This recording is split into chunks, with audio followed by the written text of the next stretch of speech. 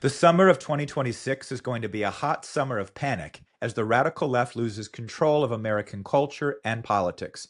Their powers have peaked, and they're now ebbing. The shadow regime is being gutted. The radical left insurgency is now publicly dominated by radical Islam, communists, and other branches of their radical cult. If they lose in November, they may fracture and die. Even their climate cult is dying. Europeans here for the World Cup are discovering that even American football arenas and big box stores have air conditioning while people die from heat stroke in Paris. It looks like an American renaissance is beginning to break out in the most unlikely of places. And this is the reality. If the Dems lose the 2026 midterms, it's an existential catastrophe for them. All the pressure is on them to perform. Not in Brooklyn, that's their Leningrad. They have to win the swing districts, the districts that aren't dominated by DC spin. Because what the average American sees is that Iran is now taking our demands seriously, that Israel isn't elated, that it wasn't all about Israel. They see that Trump won, and he didn't let the neocons drag him into another forever war. The rest of it is just DC insider spin cycle. The American people see that Trump has pivoted to addressing the Ukraine war next and is committed to peace, while at the same time is funding a nuclear renaissance in the United States. But this video is going to dive deeper. We're going to look at how these radical operations that have taken over New York City were perfected in Eastern Europe, applied in the Americas, and then brought home. People like Gene Sharp and the Maidan, operations like mass censorship in Brazil, and how this entire radical Islam communist apparatus is a monster gone loose, which means more heartburn for Chuck Schumer. The kicker is that President Trump is now holding the Senate hostage until he gets the Save America Act passed, because election fraud is the last standing pillar of their rainbow revolution. This is what the midterms are all about, and Chuck Schumer and the Democrats are well aware of what's at stake. I'm Mike Steger, and this has been my fight for over 20 years. If you sign up to our newsletter, subscribe, and hit the bell, then you're helping not only to spread the word, but build the army to win the war and rebuild our nation. Gene Sharp wrote the manual for the color revolutions in 1993, entitled From Dictatorship to Democracy. Sharp wrote this in his field manual. Just as military officers must understand force structures, tactics, and the like in order to plot military strategy, political defiance planners must understand the nature and strategic principles of nonviolent struggle. The struggle is fought by psychological, social, economic, and political weapons applied by the population and the institutions of the society. Sharp took grants from the NED, the National Endowment for Democracy, to fund his operation. The first revolution started in post-Soviet states, Serbia in 2000, Georgia in 2003, then Ukraine in 2004, and Kyrgyzstan in 2005. In 2004 in Ukraine, George Soros's network helped finance the Orange Revolution. Soros's own Ukrainian outfit spent $1.65 million between the autumn of 2003 and December 2004. Then that same outfit ran the exit polls that challenged the outcome of the election, leading to the coup. The Guardian reported total U.S. spending on the operation at roughly $65 million. The money flowed through the familiar names, USAID and the National Endowment for Democracy, the same outfit that gave grants to Gene Sharp. This same operation was done under Obama in North Africa and the Middle East starting in 2011. The so-called Arab Spring installed the Muslim Brotherhood in Cairo and put terrorists in control of Libya. The Associated Press reported that Sharp's work was circulating among Egyptian activists. And during the second generation of rainbow revolutions, social media platforms like Twitter were also incorporated.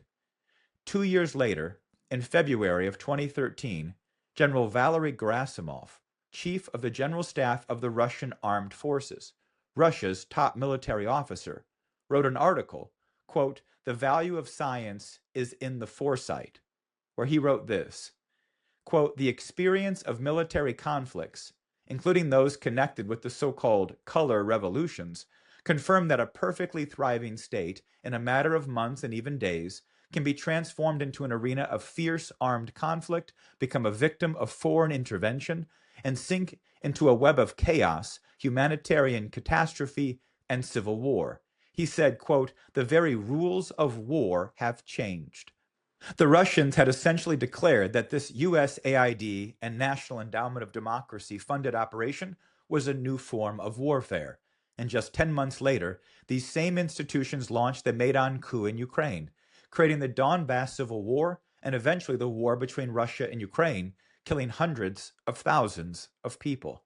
These operations indicate two clear factors. A public-private partnership has perfected a sophisticated method for waging war on nations, regime change without firing a shot.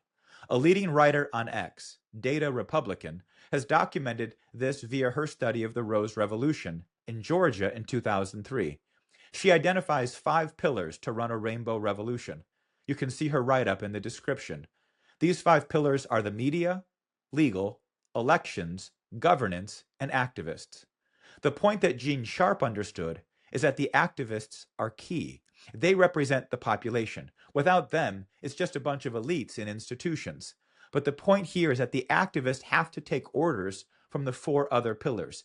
It has to be a coordinated military operation. If the radicals on the streets think they're calling the shots, then the monster is out of its cage. The lunatics are running the asylum. We'll come back to that point later. The second factor of these operations is that there is a clear desire to use this rainbow warfare to create an existential conflict with Russia. And when you look at it, this makes no sense on the surface. Picking a fight with a nuclear superpower would create an existential world war, which forces the question, why? What could possibly be worth such an existential war? Put it in broad terms. Their goal, these globalists, is global control. Money and war are just tools. And these globalist institutions have concluded something very critical, that a vibrant Western Christian civilization is intolerant of these globalist games. Christianity and the West emerged in defiance of Rome's pagan and violent culture. To install a globalist system, Christianity and the West have to be destroyed. And what better way than through European civil wars like World War I and World War II? These wars have nearly destroyed Western Christian civilization. But if we're still standing, if we're threatening a revival, then why not a third? And President Trump and his election in 2016 disrupted this second factor. We've seen this since 2017 with the Russiagate coup. At that point, the full-scale rainbow operation was turned against the United States from the highest levels of globalist control. People like Mark Carney and Obama handled the elite coordination, while puppets like Zelensky, who have now met with the King of England 6 times since the war started, simply follow orders. That's why this war is the hardest to end, as President Trump often says. That's why what's happening in the Americas, in our Western Hemisphere, is a critical part of the strategic map. We're now reviving patriotic Christian nations throughout the entire hemisphere. On his first day back in office, President Trump froze U.S. foreign aid. Within weeks, USAID's website was down, its headquarters were closed, and Secretary of State Marco Rubio announced that he was canceling 83% of USAID's programs, thousands of contracts worth tens of billions of dollars. By July, USAID had ceased to exist as an independent agency. It was folded into the State Department. The money that vanished wasn't the food and medicine they advertised. It was the democracy and governance money, the civil society grants, the election programs, the NGO web, and all of the UN cover. Add to this the taking out of the Maduro-Chavez narco regime in Venezuela, the rise of Bukele's El Salvador, and the increasing pressure on the narco-terrorists throughout the hemisphere, and leftist regimes in all of the Americas have lost significant funding and coordination. Since Trump came in, the political outcomes in the Americas have now been a massive sea change.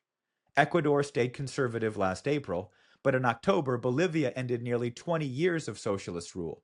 In November, Honduras elected a conservative president. In Chile, in December, the new president won a landslide against a communist candidate with the largest vote total in the country's history.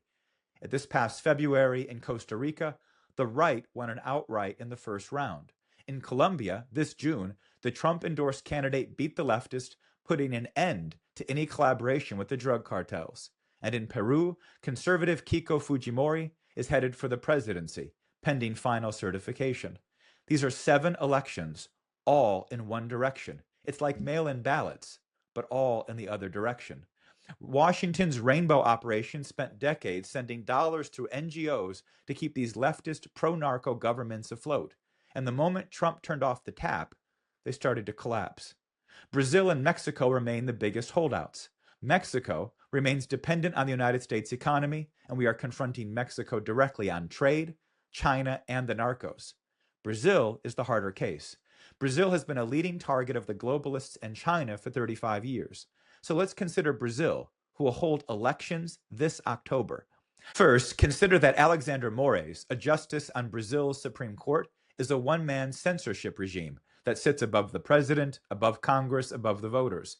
He issued secret orders forcing social media companies to delete accounts and erase posts. He jailed people for what they wrote online. In 2024, he ordered Elon Musk's X shut down across all of Brazil. That's why Musk taking over X was such a big deal. Social media was developed as a tool of the rainbow revolutions. Now it has been turned against them. Then in September 2025, Brazil's Supreme Court convicted former conservative president Jair Bolsonaro for challenging the election and sentenced him to 27 years in prison. By November, he was behind bars. The front-runner for the presidency was just taken off the board. But Moraes didn't invent this system. This is the same machine the U.S. ran during COVID through institutions like Stanford's Election Integrity Partnership and the State Department's Global Engagement Center. The GEC, created by Obama in 2016, as Mike Benz describes, was turned from counterterrorism to counter-populism with Trump's win in 2016. In essence, as soon as it was set up, it was turned on the American people. When Rubio shut it down in April of 2025, he said it had spent millions of dollars to actively silence and censor the voices of Americans they were supposed to be serving. And that was the model. So when Trump gutted USAID and shut down the GEC in 2025, the Brazilian regime didn't just lose money and support. Rubio sanctioned Moraes and stripped his U.S. visa. Trump put tariffs on Brazil over the persecution of Bolsonaro. Brazilian President Lula da Silva quickly saw the writing on the wall and leaned into the China option.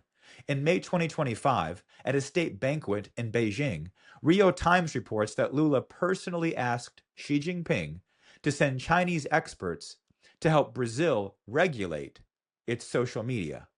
Instead of becoming a sovereign nation opposed to censorship control, Brazil went with the Chinese social credit agenda, hoping to be a bulwark on behalf of globalist control in the Western Hemisphere. Since Bolsonaro's conviction, relations have stalemated between the U.S. and Brazil. But Bolsonaro's son is now running for president, and polls indicate that it's a dead heat. The elections will take place in October, prior to the U.S. midterms. And as nation after nation flips to patriotic governments, the rainbow regime is increasingly surrounded. As the USAID complex is folded up, the whole hemisphere is transforming. But American cities are clearly the greatest vulnerability to the American Republic. From major cities like New York, Los Angeles, and Chicago, to mid-sized cities like Seattle and San Francisco, these cities are the putrid open wounds of our nation's culture and political life. Look at the recent elections in New York, where the Red-Green Alliance, radical left communists with radical Muslims, are hoping to turn New York into a medieval cesspool. Consider Darialitza Chevalier, the radical communist and Muslim convert Mamdani just helped send to Congress. Before she deleted her X account, she called the abolition of police, prisons, and borders the only moral way forward. She called her own country, the United States, an effing disgrace, and posted that she wiped her hand on the American flag.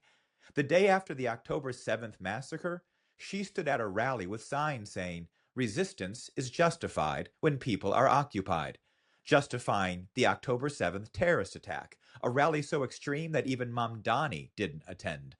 This is USAID and Gene Sharp in America, the Rainbow Revolution, but it isn't working. It's not under control. The street activists now think they're the ones running the show.